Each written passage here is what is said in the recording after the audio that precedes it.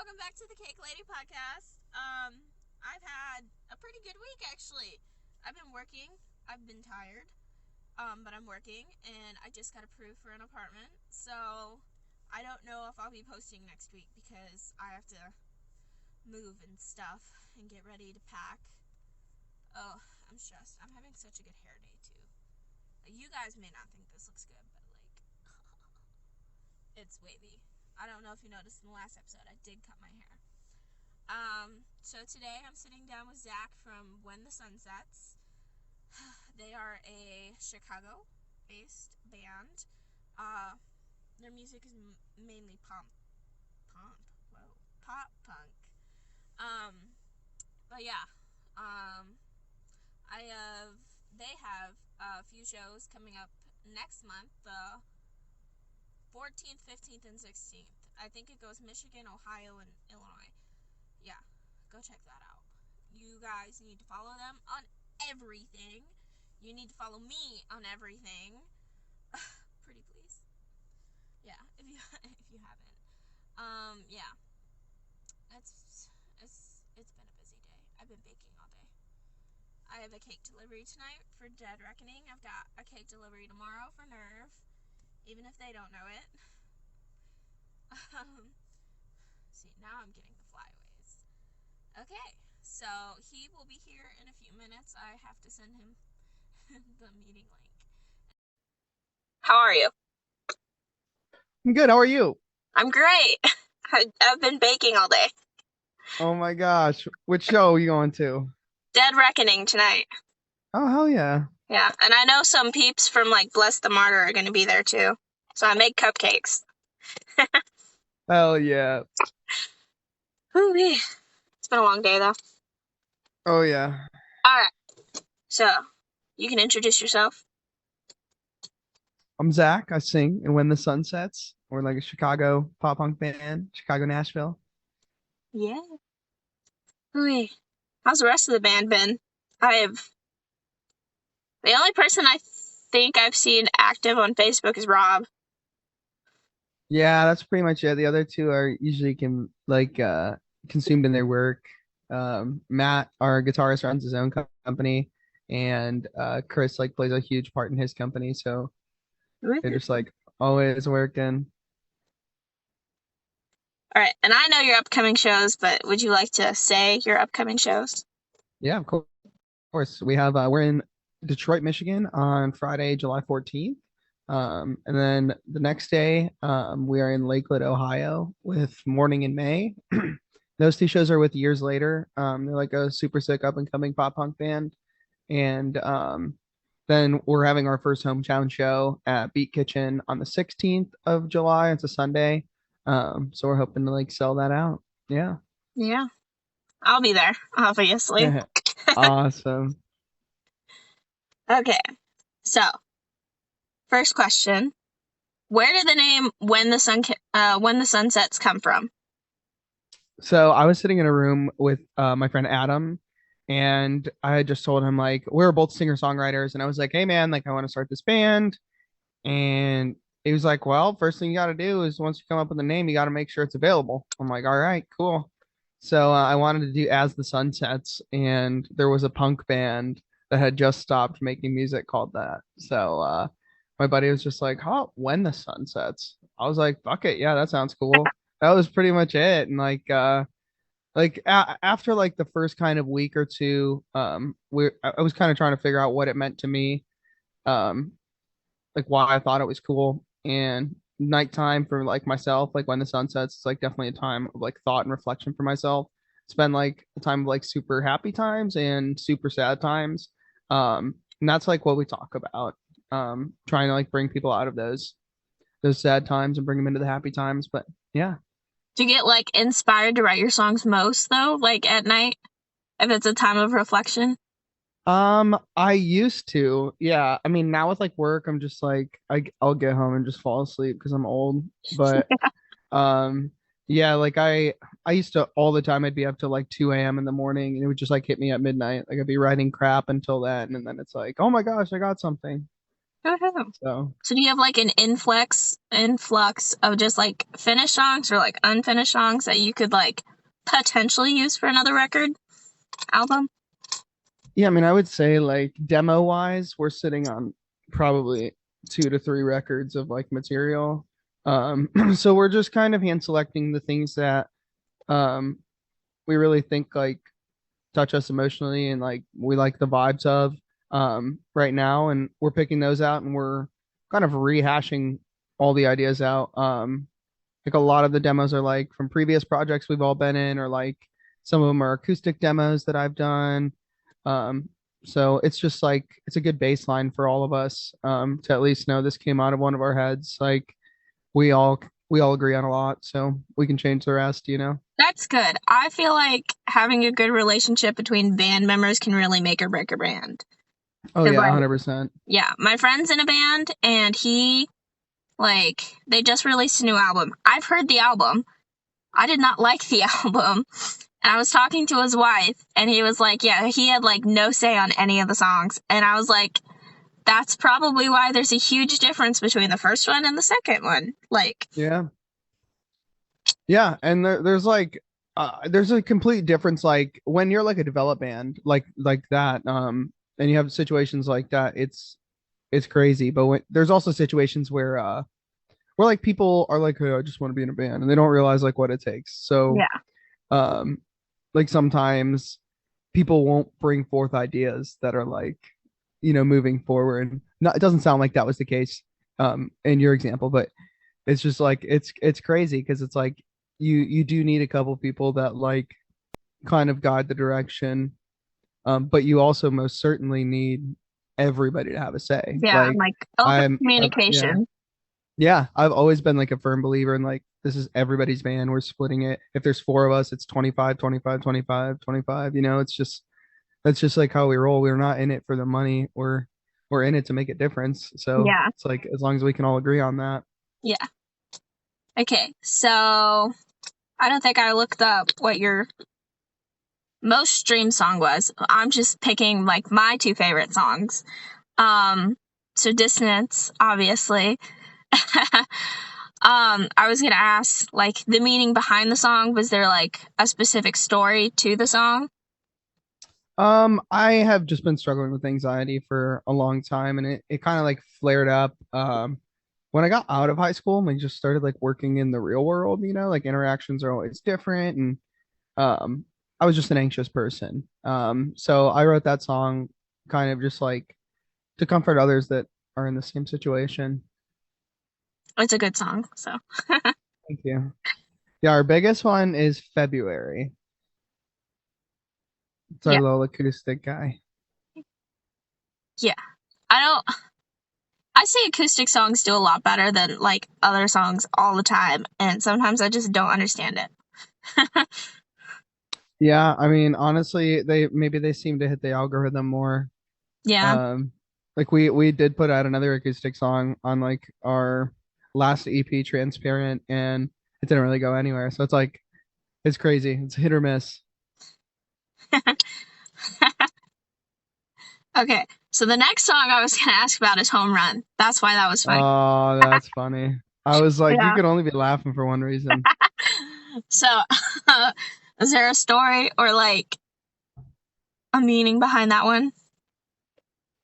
Um, yeah, I mean the whole reason or meaning behind that song is about like past band members or past friends that you've kind of left in the past, like left in your past to make yourself a better person. Like in my case, there was just like a lot of friendships like in high school. Like I started this band in high school, so there was a lot of friendships either within the band or outside of the band that just like were suffering. Um, and like I severed ties, and it's like, or they severed ties, and it seems like if we all had just worked together, it'd be a little more harmonious now. So that's kind of like a looking in the future too. It's like if we made it, it would kind of suck if you like were one of the haters. You know what I mean? Yeah. It's kind of like Do you think good. those friendships were like ended, for like do you think it was better for you that the friendships ended? I think in some cases, there was definitely cases where I was just like stubborn because that's like who I was when I was a teenager. Um, and like to all those people, like I've admitted guilt or whatever. Some have like rekindled relationships. Some have ghosted me. Like that's just life, you know. And I think it goes for me like on a case by case basis. It's just like I think whatever is better for you as a person, and your future, you know, you got to go with it. Yeah. I had the question in my head and then it disappeared. Okay. I remember now. Okay. Who would you say, or what would you say, would be your biggest influence behind the music? Like, your favorite artist or song? I think A Day to Remember has always been probably the most hard hitting band in my life. That band's been for me there for me since I was like 13, 14 years old. Um, and just like getting to develop with them as a band throughout like my own mental health journey and seeing them grow as artists and hear about their own journeys, like it's just to me like that band has done so much, um and is like one of the reasons that we even started, like the reason I got into pop punk. Yeah. I always say support your local scene because, like, first of all, you know, I meet a lot of people. And second of all, I get to see all these people, like, get bigger and bigger. And I can, like, easily just, like, be the most excited about it. Oh Because yeah. then I can be like, first it was me, and now there's going to be, like, thousands of people who are singing the same song as me. Yeah. It's Yeah, always it's exciting. awesome. Yeah. I like concerts for that vibe. Yeah. Yeah. I asked this in my last interview with someone else, and I didn't realize how unpopular these types of bands were. What have you ever listened to, like, animal-led metal bands? I have not. There are a few I of was them trying to I make sure know. I heard that correctly. Yes. There's like a bird, like a bird band, a cat band, a dog band. Like, do you think seeing like those types of bands blow up, is that like sometimes discouraging? I think like the more discouraging ones are the ones that are like just platformed from either their producers or um you know, certain connects that they have that other people can't even get to. I think that's the thing that more hurts the local scenes all over the world, you know. It's just like you're stripping them of all the fame, quote unquote, they ever could have. Yeah, the nepotism babies. Yeah. Yeah. Because sometimes, like, even TikTok stars who are like, they start a music career and everyone's just like, why are you starting a music career? You're not musically like that.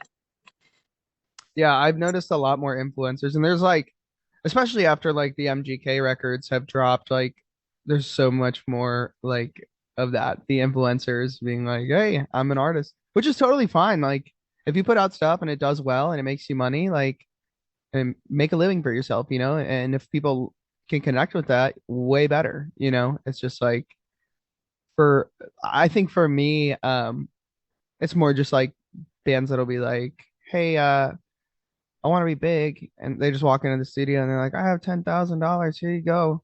And then it's like, "All right, I'll write you your song and call you when it's done."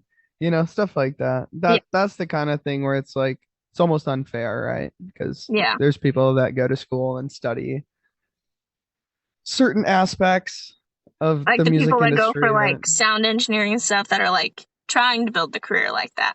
oh yeah. Yeah, and then like even beyond that, there's like so much theory in what tuning should your stuff be played in, what chords, like the Oh yeah. human ear likes to hear certain chords more than it likes to hear others. Oh yeah. I took music theory in high school, and that was just for an elective, and that was one of the hardest classes I've ever taken in high school because like there's so much that goes into it, and you know, they crammed it into one semester, and Yeah, you're high just school's like, rough with that.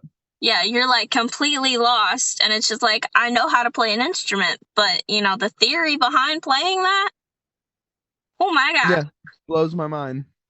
Oh yeah. And I know a few people who are like majoring in that type of stuff at my college, and like mad props to them. I could not. Yeah, exactly. I mean, it's just as hard of a road for them as well. Like I would argue even harder, like to get a bunch of artists to come to you and start cutting your teeth as like, somebody that's writing hits. Yeah. It's nice that people get out into the music scene like early though. Like earlier in life, I would say. Like Yeah. I know people who've been playing since high school and they're like 20 now with me, and like they started young, so the progression is like there. So it's really nice to see that. Yeah. Yeah. Especially, It's just if people dedicate themselves to it, it's like it doesn't really take that long. I just saw a band recently and they were like, "Oh yeah, this is only our sixth show." And it's like, "Oh my gosh, you guys could have opened for a national." It's just like yeah. crazy. Like I saw you guys on TikTok. I had no idea you were based in Chicago, and like I always do the thing where like I'll look into a band and then I just don't realize how small they are yet, Uh-huh. Yeah. and then I'll be like, wait, they're small. I can friend these people.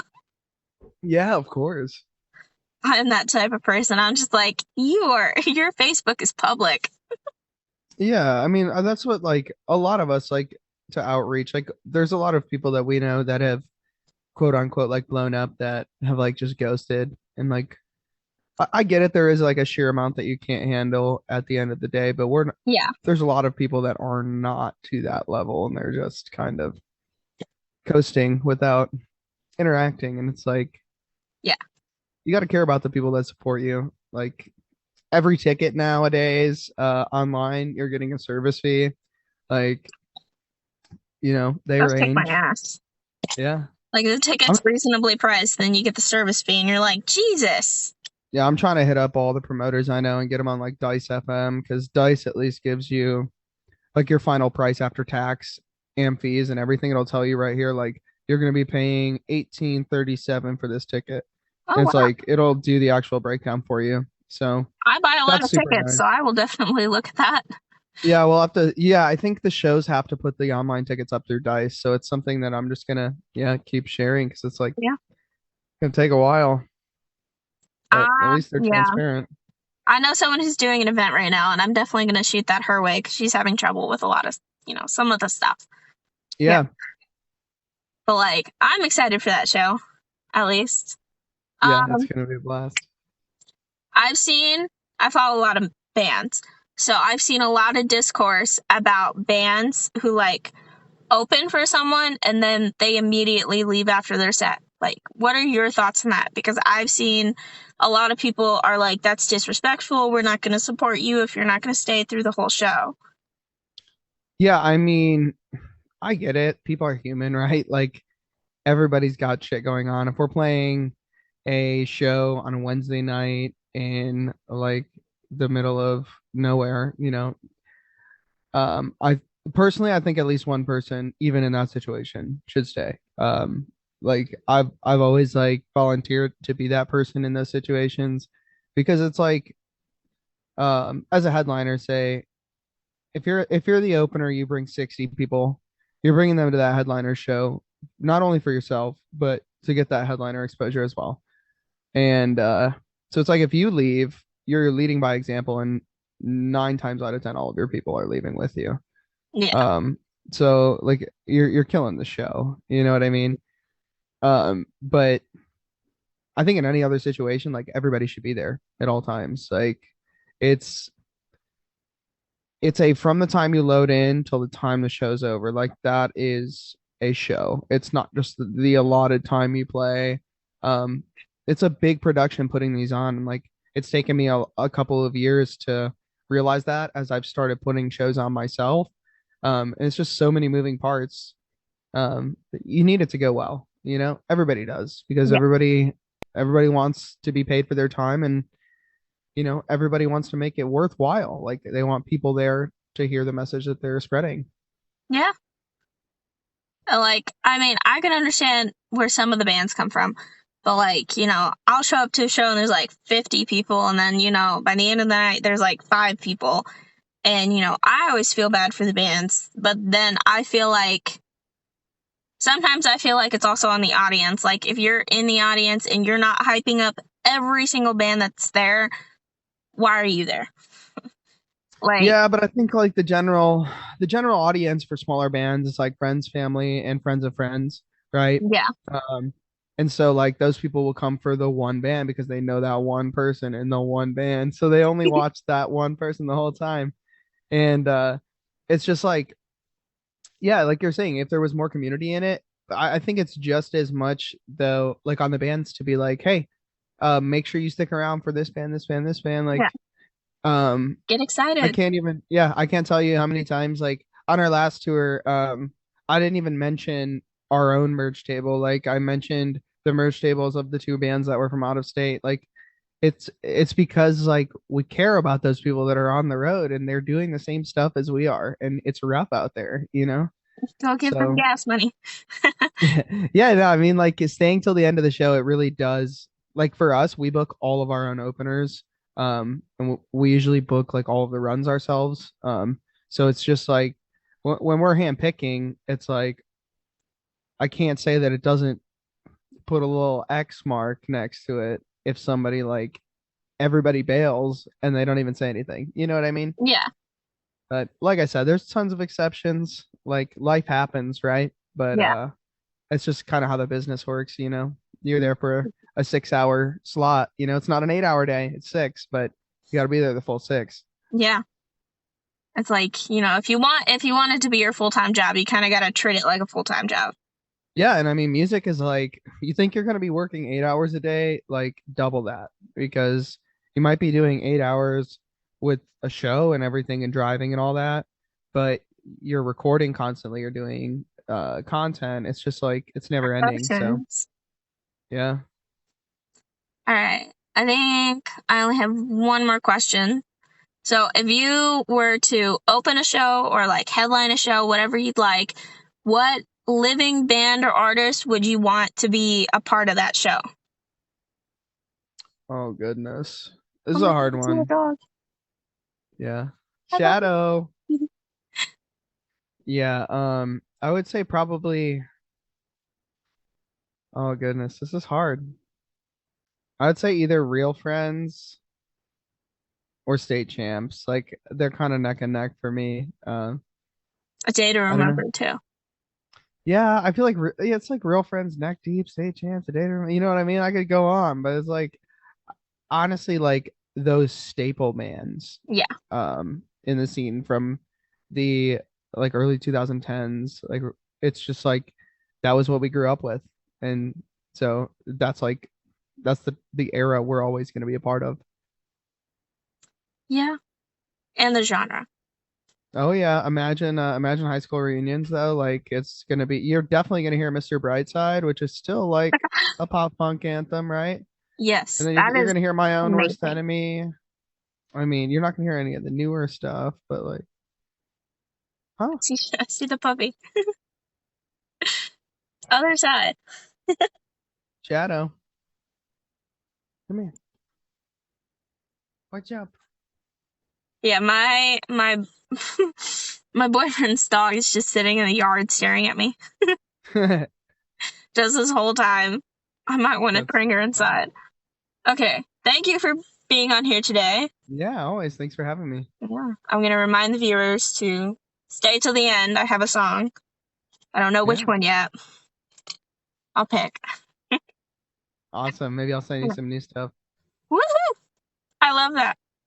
All right. Awesome. When's your next acoustic show? Because I could not make it Thursday. I have one tomorrow in Hampshire. I Wait, have what one.